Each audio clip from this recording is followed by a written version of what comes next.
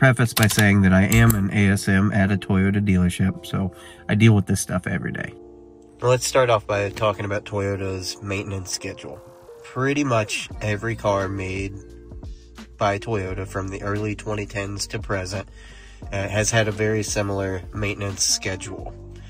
Now, there are a couple exceptions, like the Supra and the GT and GR 86s. They did have a bit different maintenance schedule, but for the most part, all of Toyota's made within the last decade have followed about the same maintenance schedule.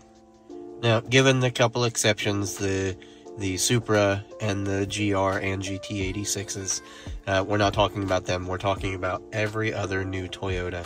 That includes Camrys, Tundras, 4Runners, Corollas, so on and so forth. Once Toyota started using the 0W20 engine oil, they extended the oil change intervals to 10,000 miles. It was always 5,000 miles prior to that.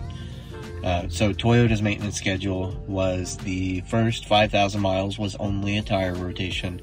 At 10,000 miles, you got an oil change and a tire rotation.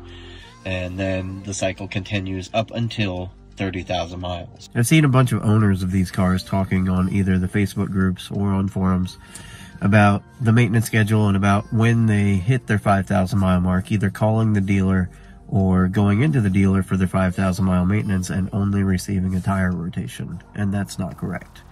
These GR Corollas do require an oil change every 5,000 miles. Actually, every 2,500 miles under special driving conditions. If you track the car, you drive it in special conditions like mountainous terrain or extremely hot weather.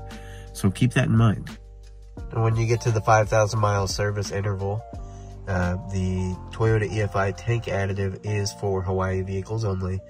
But aside from that, there it is. Replace engine oil and filter and rotate tires. So if your dealer is only rotating your tire at 5,000 miles, that is incorrect. Now do keep in mind that Toyota, like I said, on a majority of their models have had 10,000 mile oil change intervals for the last decade. So don't fault the dealer for not being aware. This is a new model, and yes, they should train on it. But this is kind of foreign to them, so it's new. Work with them.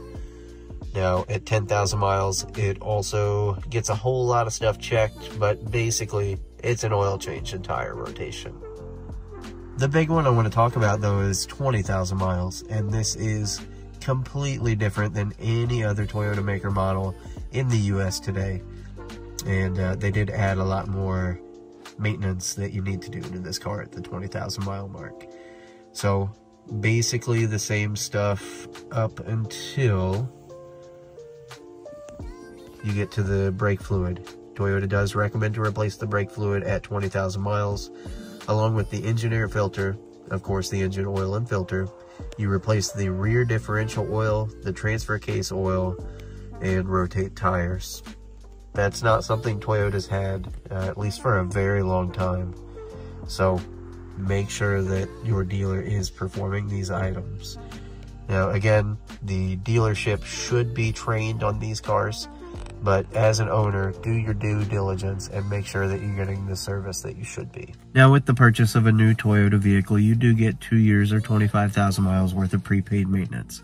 So is Toyota going to pay for that 20,000 mile service that requires a brake fluid, a transfer case fluid, and a differential fluid change? I sure hope so. But that's yet to be determined. So, thanks for watching.